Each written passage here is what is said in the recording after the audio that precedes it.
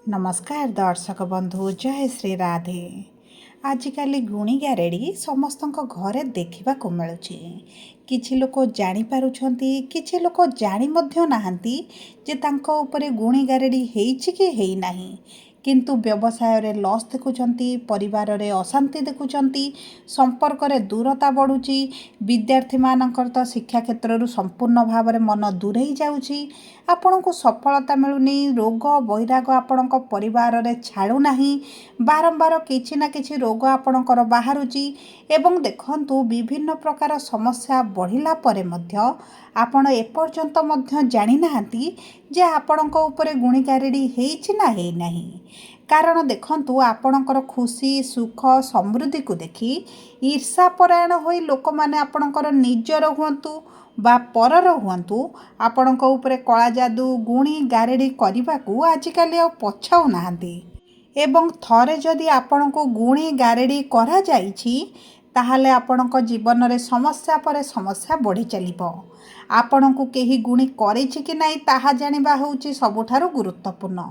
ताहले केमिति जानिबे आपणको उपरे किछि कला जादू बा गुणी गारेड़ी हेइछि कि नाही, कौन सब लक्षण गुड़िक रही, केउ 5 गोटी साधारण लक्षण रही जहाँ आपको सहजरे जना पड़िबो एवं आपण जानिपारिबे जे आपणको उपरे किछि कला जादू हेइछि कि हेइ नाही।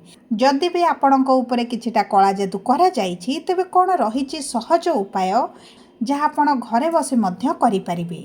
तेबे विलंब न करी आसंतु कार्यक्रमटी को आगो को बढ़ाइबा। किंतु भिडियोटी आरंभ करने पूर्वरु जदि आपणकर भी कुंभ राशि होइथाए एवं आपण भी ईश्वर को आंतरिक भक्ति एवं विश्वास करती तेबे भिडियोटी को लाइक करंतु, कमेंट बॉक्स रे जय जगन्नाथ जय माँ लक्ष्मी अवश्य लिखि दियंतु। ता सहित आम सह जोगाजोग करिबा पई वीडियोर मध्य भाग रे एक व्हाट्सएप नंबर टिए दिया जाइछि, जो नंबर साहाय्य आपण आम सह जोगाजोग करी निजर नूतन कुंडली प्रस्तुत करि परिबे, नूतन जातक बनाई परिबे, किंबा आपणकर चाकरी विवाह व्यवसाय प्रेम संपर्क शिक्षा स्वास्थ्य संतान को नहीं किछि समस्या रही ताहार सहजरे एवं स्वल्प मूल्य रे समाधान करिपारिबे। सेथिपई आपण आम सह वीडियोर शेष पर्यंत जोड़ी होई रुहंतु एवं व्हाट्सएप नंबर माध्यम रे आम सह जोगाजोग करी खूब कम मूल्य रे आपणक समस्यार समाधान करंतु। एबे आसंतु कार्यक्रमटी को आगो को बढ़ाइबा एवं सर्वप्रथम जानिबा कौन रही गुणी गारेड़ीर लक्षण गुड़िक एवं कौन करने द्वारा आपण जानिपारिबे आपणक उपरे गुणी गारेड़ी हेइछि कि नाही एवं सर्वशेष जानिबा कौन रही सहज 3टी प्रतिकार। तेबे सर्वप्रथम देखंतु आपणक शरीर रे स्वास्थ्यगत समस्याटी बढ़ी चलिबो, अचानक आपणकर स्वास्थ्य हानि हेबो, आपणकर विभिन्न प्रकार रोग वैराग बाहरिबा परे मध्य आपण निजे निजे असुस्थता अनुभव कले मध्य आपणक मेडिकल रिपोर्ट सठिक रहिबो, आपणकर जेकोसी टेस्ट करंतु सेथिरे रिपोर्ट आपणक नॉर्मल आसीबो, सब परे किंतु आपणको स्वास्थ्यगत समस्याटी घेरी चलिथिबो ताहले जानि रखंतु आपणक उपरे गुणी गारेड़ी हेइछि। किंबा देखंतु जदि आपण व्यवसाय वाणिज्य करूछंती तेबे आपणक व्यवसाय रे पूर्व भलिया लाभ हेबनी, हठात आपण देखिबे व्यवसाय डाउन हेइ जाउछि एवं आपणकर कर्म क्षेत्र रे आपनको विभिन्न प्रकार नकारात्मक जिनिस देखा मिलूँ एवं देखंतु अचानक आपणक घरे आपणक संपर्क रे कलह मनमालिन एही भली परिस्थिति बढ़ी जिवो ताहले मन रखंतु आपणक परिवार रे गुणी गारेड़ीर प्रभाव रही। एवं द्वितीयटी हेउछि आपणक खाद्य रे आपणको स्वादटी जना पड़िबनी किंबा आपणको एतेटा भोक लागिबो नाही किंबा आपण आवश्यकताटू अधिक खाइबा आरंभ करिवे, किंतु देखंतु आपण आवश्यकताटू अधिक खाइले मध्य आपणको स्वास्थ्य रे लागिबनी, आपणकर धीरे धीरे ओजन कमिबा आरंभ होइजिवो, आपणको राति रे निद हेबनी, निद समस्या सहित आपण एक प्रकार मानसिक चिंतार रहिला भली अनुभव करिवे। तेबे जानंतु जे आपणको उपरे केही ना केही कला जादू निश्चित भाव रे करिछि। एवं तृतीयटी हेउछि आपण जो कार्य गुडी को करबा को बेसी अधिक पसंद करती, जो व्यक्ति के आपण अधिक पसंद करती सही व्यक्ति से कार्य करबा पई आपण पसंद करिवेनी, आग्रह देखैबेनी, सही कार्य करबा आपण धीरे धीरे बंद कर देबे ଏବଂ ଆପଣ ସବୁବେଳେ ଗୋଟେ ନକାରାତ୍ମକ ଜାଗାରେ ରହିବା ପସନ୍ଦ କରିବେ। ପୂଜା ପାଠ ମନ୍ଦିର ଯିବା ଏହିସବୁ କାର୍ଯ୍ୟ ଆପଣ ଧୀରେ ଧୀରେ କମ୍ କରିବା ଆରମ୍ଭ କରିବେ କିମ୍ବା ସେହି ଦିଗ ପ୍ରତି ଆପଣଙ୍କର ରୁଚି କମିବା ଆରମ୍ଭ ହୋଇଯିବ। ତେବେ ମନେ ରଖନ୍ତୁ ଆପଣଙ୍କ ଉପରେ କେହି ନା କେହି କଳା ଯାଦୁ ନିଶ୍ଚିତ ଭାବରେ କରିଛି। ଏବଂ ତୃତୀୟଟି ହେଉଛି ଆପଣଙ୍କ ଜୀବନରେ ବର୍ତ୍ତମାନ ଯାହା ଘଟୁଛି ତାହା ଆପଣ ପୂର୍ବରୁ ଅନୁଭବ କରିସାରିଛନ୍ତି କିମ୍ବା ଆପଣଙ୍କ ସହିତ ପୂର୍ବରୁ ହେଇସାରିଛି। ଏହିଭଳି ଆପଣଙ୍କୁ ଅନୁଭବ ମଧ୍ୟ ହେବା ଆରମ୍ଭ ହୋଇଯିବ। ମନେ କରନ୍ତୁ ଆପଣ ଗୋଟେ ରାସ୍ତାରେ ଯାଉଛନ୍ତି, ହଠାତ୍ ଆପଣଙ୍କୁ ଲାଗିବ ଯେ ଏଇ ରାସ୍ତାରେ ଆପଣ ପୂର୍ବରୁ ଯାଇଥିଲେ କିମ୍ବା ଏଇ ରାସ୍ତାଟା ଜଣାଶୁଣା ରାସ୍ତା ଭଳି ଲାଗୁଛି, କିନ୍ତୁ ଆପଣ ସେହି ରାସ୍ତାରେ ପ୍ରଥମ ଥର ପାଇଁ ଯାଉଛନ୍ତି। ତେବେ ଜାଣନ୍ତୁ ଆପଣଙ୍କ ଉପରେ କଳା ଯାଦୁ ନିଶ୍ଚିତ ଭାବରେ ହୋଇଛି। ଏବଂ ଚତୁର୍ଥଟି ହେଉଛି ଆପଣ ଦେଖିବେ ଆପଣଙ୍କ ଚତୁଃପାର୍ଶ୍ୱରେ ସବୁବେଳେ ଏକ ପ୍ରକାର ସ୍ମେଲ୍ଟେ ହେଉଥିବ। ହେଇପାରେ ଅଧିକ ଖରାପ ସ୍ମେଲ୍ ହୋଇପାରେ କିମ୍ବା ଅଧିକ ବାସ୍ନାର ସ୍ମେଲ୍ ମଧ୍ୟ ସବୁବେଳେ ଆପଣଙ୍କୁ ଅନୁଭବ ହେବ। ଆପଣଙ୍କ ପାଖରେ କେହି ଥିଲା ଭଳି ଲାଗିପାରେ, ଆପଣଙ୍କ ପାଖ ଦେଇ କେହି ଚାଲିଗଲା ଭଳି ଅନୁଭବ ହୋଇପାରେ, ଆପଣଙ୍କ ପାଦ ତଳ ସବୁବେଳେ ଦରଜ ହେଲା ଭଳି ମଧ୍ୟ ଆପଣଙ୍କୁ ଲାଗିପାରେ। ଦେଖନ୍ତୁ ଆପଣଙ୍କ ମେଡ଼ିକାଲ ଟେଷ୍ଟ ରିପୋର୍ଟ କରିବା ପରେ ପାଦ ତଳ ପାଇଁ କିଛିଟା ସମସ୍ୟା ମେଡ଼ିକାଲରେ ନ ଦେଖାଗଲେ ମଧ୍ୟ ଆପଣ ନିଶ୍ଚିତ ଭାବରେ ଯଦି ଅନୁଭବ କରୁଛନ୍ତି ତେବେ ମଧ୍ୟ ଆପଣଙ୍କ ଉପରେ କେହି ନା କେହି କଳା ଯାଦୁ କରି ରଖିଛି। ଏବଂ ପଞ୍ଚମଟି ହେଉଛି ସବୁଠାରୁ ବଡ଼ କଥା ହେଉଛି ଆପଣଙ୍କ ବ୍ୟବହାର ବଦଳିଯିବ। ଆପଣଙ୍କର ପୂର୍ବରୁ ଯେଉଁଭଳି ବ୍ୟବହାର ରହିଛି ସେହି ବ୍ୟବହାର ଆପଣ ଆଉ ଦେଖିବେନି।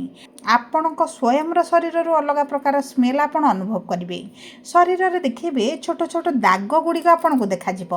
ଆପଣଙ୍କର ଶରୀର କେଉଁଠି ମାଡ଼ ହୋଇନି କିମ୍ବା କିଛି ଆଘାତ ଲାଗିନି, କିନ୍ତୁ ଆପଣଙ୍କ ଶରୀରରେ ଦାଗ ଗୁଡ଼ିକ ପାଇବେ। ଆପଣଙ୍କ ଆଖି ତଳଟି ଧୀରେ ଧୀରେ କଳା ପଡ଼ିବା ଆରମ୍ଭ ହୋଇଯିବ। ଏବଂ ଆପଣ ଦେଖିବେ ସୂର୍ଯ୍ୟ ଅସ୍ତ ସମୟରେ ମାନେ ସନ୍ଧ୍ୟା ସମୟରେ ଆପଣଙ୍କୁ ଗୋଟେ ବେଚୈନି ଅନୁଭବ ହେବ। ଆପଣଙ୍କୁ ଯେପରି ଏଠି ଅସ୍ତବ୍ୟସ୍ତ ଲାଗିଲା ଭଳି ମଧ୍ୟ ଆପଣ ଅନୁଭବ କରିପାରନ୍ତି। ମନରେ ସବୁବେଳେ ନକାରାତ୍ମକ ଚିନ୍ତା ହିଁ ଆସୁଥିବ। କିଛି ନା କିଛି ନକାରାତ୍ମକ ଚିନ୍ତାଧାରା ଆସିବ ନିଜକୁ ନେଇ, ପରିବାରକୁ ନେଇ। ଦେଖନ୍ତୁ ଏହିଭଳି ଯଦି ଆପଣ କିଛିଟା ଦେଖୁଛନ୍ତି ତେବେ ଜାଣି ରଖନ୍ତୁ ଯେ ଆପଣଙ୍କ ଉପରେ କଳା ଯାଦୁ ହେଇଛି। ତଥାପି ବି ମଧ୍ୟ ଏହିସବୁ ଲକ୍ଷଣ ଗୁଡ଼ିକ ହେଉଛି ସାଧାରଣ କିଛିଟା ଛୋଟ ମୋଟ ଗୁଣିଗାରେଡ଼ିର ଲକ୍ଷଣ। ଯଦି ଆପଣଙ୍କ ଉପରେ ଭୟଙ୍କର ଗୁଣିଗାରେଡ଼ି ହେଇଛି ତେବେ ଆପଣଙ୍କୁ ବହୁତ ଅଧିକ ଭୟଙ୍କର ଅନୁଭୂତି ମଧ୍ୟ ହୋଇପାରେ। ଦେଖନ୍ତୁ ଯଦି ବି ଏହି 5ଟି ଲକ୍ଷଣ ମଧ୍ୟରୁ ଆପଣଙ୍କୁ କିଛି ବି ଲକ୍ଷଣ ଦେଖୁଛନ୍ତି ତେବେ ନିଶ୍ଚିତ ଭାବରେ ଏହି ଉପାୟ କରନ୍ତୁ। ସର୍ବପ୍ରଥମେ ଜାଣନ୍ତୁ, କନଫର୍ମ ହୁଅନ୍ତୁ ଯେ ଆପଣଙ୍କ ଉପରେ ଗୁଣିଗାରେଡ଼ି ହେଇଛି କି ନାହିଁ ବା ଆପଣଙ୍କର ଏହା ସବୁ ମନର ଭ୍ରମ ଅଟେ। ଆପଣ ସର୍ବପ୍ରଥମେ ଗୋଟେ କାଚ ଗ୍ଲାସଟିଏ ଆଣନ୍ତୁ। କାଚ ଗ୍ଲାସରେ ସ୍ୱଚ୍ଛ ଜଳ ଅଧ ଗ୍ଲାସ ଆପଣ ରଖନ୍ତୁ ଏବଂ ସେହି ପାଣିରେ ଆପଣ ଚାମଚେ ଲୁଣ ପକାଇ ପାଣିରେ ମିଶ୍ରିତ କରିଦିଅନ୍ତୁ ଏବଂ ସେହି ପାଣିରେ ସମ୍ପୂର୍ଣ୍ଣ ଭାବରେ ଲୁଣଟିକୁ ମିଶାଇବେ। ତାପରେ ଆପଣ ସେହି ପାଣି ଗ୍ଲାସଟିକୁ ନେଇ ଘରର ଏମିତି ଜାଗାରେ ରଖନ୍ତୁ ଯେଉଁ ଜାଗାକୁ ଲୋକଙ୍କର ଏତେଟା ଚଳପ୍ରଚଳ ନଥିବ, ସ୍ଥାନଟି ସବୁବେଳେ ସ୍ଥିର ରହୁଥିବ କିମ୍ବା କୌଣସି ଲୋକ ଯାତାୟାତ ଏତେଟା ସେହି ଏରିଆରେ ନଥିବ। ସେହି ଏରିଆଟା ଆପଣଙ୍କର ଏକ ପ୍ରକାର ବନ୍ଦ ରହିଲା ଭଳି ଆପଣ ଭାବୁଥିବେ। ସେହି ଏରିଆରେ ଆପଣ 1 ସପ୍ତାହ ପର୍ଯ୍ୟନ୍ତ ସେହି ପାଣି ଗ୍ଲାସଟିକୁ ରଖନ୍ତୁ ଏବଂ ଦେଖିବେ 1 ସପ୍ତାହ ପରେ ଯେତେବେଳେ ସେହି ପାଣି ଗ୍ଲାସଟିକୁ କାଢ଼ିବେ, ଯଦି ଆପଣଙ୍କର ପାଣିଟି ପୂର୍ବ ଭଳି ସେହି ସ୍ୱଚ୍ଛ ହେଇକି ରହିଛି, କିଛି ସେଥିରେ ପରିବର୍ତ୍ତନ ଆସିନି, ତେବେ ଜାଣିବେ ଆପଣଙ୍କ ଉପରେ କୌଣସି ପ୍ରକାର କଳା ଯାଦୁ ବା କିମ୍ବା କୌଣସି ପ୍ରକାର ଗୁଣିଗାରେଡ଼ି ହୋଇନାହିଁ। ଯଦି ଦେଖିବେ ଆପଣଙ୍କର ସେହି ପାଣିରେ କିଛିଟା ସ୍ମେଲ୍ ଆସୁଛି କିମ୍ବା ପାଣିର ରଙ୍ଗ ପରିବର୍ତ୍ତନ ହୋଇଯାଇଛି କିମ୍ବା ଆପଣଙ୍କ ପାଣିରେ କିଛିଟା ଫେଣ ଭଳି ଦେଖାଯାଉଛି, ତେବେ ଜାଣନ୍ତୁ ଯେ ଆପଣଙ୍କ ପରିବାର ଉପରେ କେହି ନା କେହି କଳା ଯାଦୁ କରି ରଖିଛି। ଆପଣଙ୍କ ଘରେ କିଛି ନା କିଛି ବ୍ଲାକ୍ ମ୍ୟାଜିକ୍ କରାଯାଇଛି। ତେବେ ଦେଖନ୍ତୁ ଏହି ବ୍ଲାକ୍ ମ୍ୟାଜିକ୍ରୁ ମୁକ୍ତ ପାଇବା ପାଇଁ କ'ଣ ରହିଛି 3ଟି ସହଜ ଉପାୟ। ସର୍ବପ୍ରଥମେ ଆପଣ ଗୋଟେ ସଫା କଳା କପଡ଼ାଟିଏ ନିଅନ୍ତୁ। ନୂତନ କପଡ଼ା ନେବେ, ବ୍ୟବହାର କପଡ଼ା ବ୍ୟବହାର କରିବେ ନାହିଁ। ସେହି କଳା କପଡ଼ାରେ ଆପଣ ଗୋଟେ ନଡ଼ିଆଟିଏ ରଖନ୍ତୁ ଏବଂ ସେହି ନଡ଼ିଆ ସହିତ ହଳଦୀ ରଙ୍ଗର ସୋରିଷ ଗୋଟେ ମୁଠା ରଖିଦିଅନ୍ତୁ। 7 ଗୋଟି ଲବଙ୍ଗ ରଖି ସେହି କପଡ଼ାଟିକୁ ଗଣ୍ଠି କରିଦିଅନ୍ତୁ ଏବଂ ଯେଉଁ ବ୍ୟକ୍ତିଙ୍କ ଉପରେ ଆପଣଙ୍କୁ ଗୁଣି ହେଲା ଭଳି ଅନୁଭବ କରୁଛନ୍ତି ତାଙ୍କ ଉପରେ 7 ଥର ଓଲଟା ଘୁରାନ୍ତୁ। ଆଣ୍ଟି କ୍ଲକ୍ ୱାଇଜ୍ ଘୁରାଇବା ପରେ ସେହି ପୁଟୁଳିଟା ଆପଣ ନେଇ ନଦୀରେ କିମ୍ବା କେନାଲରେ ବହିବା ଜଳରେ ଆପଣ ଭସାଇ ଦିଅନ୍ତୁ। ଦେଖିବେ ଆପଣଙ୍କ ଧୀରେ ଧୀରେ ସ୍ୱାସ୍ଥ୍ୟରେ ପରିବର୍ତ୍ତନ ଆସିବ, ଆପଣଙ୍କ ପାରିବାରିକ ସ୍ଥିତିରେ ଉନ୍ନତି ଦେଖିବେ, ଆପଣଙ୍କ ବ୍ୟବସାୟ ମଧ୍ୟ ଚାଲିବା ଆରମ୍ଭ ହୋଇଯିବ। ଦ୍ୱିତୀୟ ଉପାୟ ହେଉଛି ଗାଈଙ୍କ ଗୋବରରେ ଯେଉଁ ଘଷି କରାଯାଏ ସେହି ଘଷିର ଧୂଆଁ କରିବେ ଏବଂ ସେହି ଧୂଆଁରେ ଆପଣ ହଳଦୀ ରଙ୍ଗର ସୋରିଷ କିଛି ମିଶାଇବେ, ଲବଙ୍ଗ, ଝୁଣା ଜାଇଫଳ ଏବଂ କିଛିଟା କର୍ପୂର ମିଶାଇ ସକାଳ ସମୟରେ ଏବଂ ସନ୍ଧ୍ୟା ସମୟରେ ଆପଣଙ୍କ ଗୃହରେ ଧୂଆଁ ଦେବେ ଏବଂ ସେହି ଧୂଆଁ ଗୁଡ଼ିକ ଆପଣଙ୍କୁ ଲଗାତାର 45 ଦିନ ପର୍ଯ୍ୟନ୍ତ କରିବା ପରେ ଆପଣଙ୍କ ପରିବାର ଧୀରେ ଧୀରେ ପରିବର୍ତ୍ତନ ହେବ। ଆପଣଙ୍କ ଭାଗ୍ୟରେ ମଧ୍ୟ ପରିବର୍ତ୍ତନ ଆପଣ ଅନୁଭବ କରିବେ। ତୃତୀୟଟି ହେଉଛି ଆପଣଙ୍କ ପାତ୍ର ନିଅନ୍ତୁ କିମ୍ବା ଆପଣଙ୍କ ଝୁଣାଦାନିରେ ଆପଣ ନିମ୍ବପତ୍ର, କଞ୍ଚା ନିମ୍ବପତ୍ର ଡେମ୍ଫ ସହିତ ଗୋଟିଏ ଡେମ୍ଫ ନିମ୍ବପତ୍ର ସମ୍ପୂର୍ଣ୍ଣ ପାଖୁଡ଼ାଟି ଆଣନ୍ତୁ, 5 ଗୋଟି ତେଜପତ୍ର, 5 ଗୋଟି କର୍ପୂର, 5ଟି ଲବଙ୍ଗ ଏବଂ 5ଟି ଗୁଜୁରାତି ସହିତ ସିନ୍ଦୁର ଟିକେ ମିଶାଇ, ଯେଉଁ ସିନ୍ଦୁର ପ୍ୟାକେଟକୁ ଆପଣ ବ୍ୟବହାର କରିନଥିବେ କିମ୍ବା ଏହି କାର୍ଯ୍ୟରେ ବ୍ୟବହାର କରିବା ପରେ ମଧ୍ୟ ଆପଣ ତାକୁ ବ୍ୟବହାର କରିବେ ନାହିଁ, ସେହି ସିନ୍ଦୁରରୁ ଆପଣ ଟିକେ ମିଶାଇ ଆପଣ ତାହାକୁ ଧୂଆଁ କରନ୍ତୁ ଏବଂ ଏହି ଧୂଆଁ କରିବା ସମୟରେ ଘରର କବାଟ ଝରକା ଖୋଲା ରଖନ୍ତୁ ଏବଂ ଓମ୍ ହିଂ ହନୁମତେ ନବ ମନ୍ତ୍ରଟିକୁ କଣ୍ଟିନ୍ୟୁ ଆପଣ ଜପ କରନ୍ତୁ କିମ୍ବା ଆପଣ ହନୁମାନ ଚାଳିଶା ପାଠ କରନ୍ତୁ ଏବଂ ଆପଣଙ୍କ ଗୃହର ସବୁଆଡ଼େ ବୁଲାଇବା ପରେ ଯେଉଁ ବ୍ୟକ୍ତି ଉପରେ ଆପଣଙ୍କୁ କଳା ଯାଦୁ ହେଲା ଭଳି ଅନୁଭବ ହେଉଛି ସେହି ବ୍ୟକ୍ତି ଉପରେ 7 ଥର ଓଲଟା ଘୁରାଇବା ପରେ ସେହି ଧୂଆଁକୁ ଘର ଭିତରେ 15 ମିନିଟ୍ ପର୍ଯ୍ୟନ୍ତ ରଖନ୍ତୁ ଏବଂ ଦେଖିବେ ଲଗାତାର 14 ଦିନ ପର୍ଯ୍ୟନ୍ତ କରିବା ପରେ ଆପଣଙ୍କ ସେହି ବ୍ୟକ୍ତିଙ୍କ ପାଖରେ ପରିବର୍ତ୍ତନ ଦେଖିବେ। ଆପଣଙ୍କ ପରିବାରରେ ମଧ୍ୟ ପରିବର୍ତ୍ତନ ଦେଖିବା ଆରମ୍ଭ କରିବେ। ଧନ୍ୟବାଦ।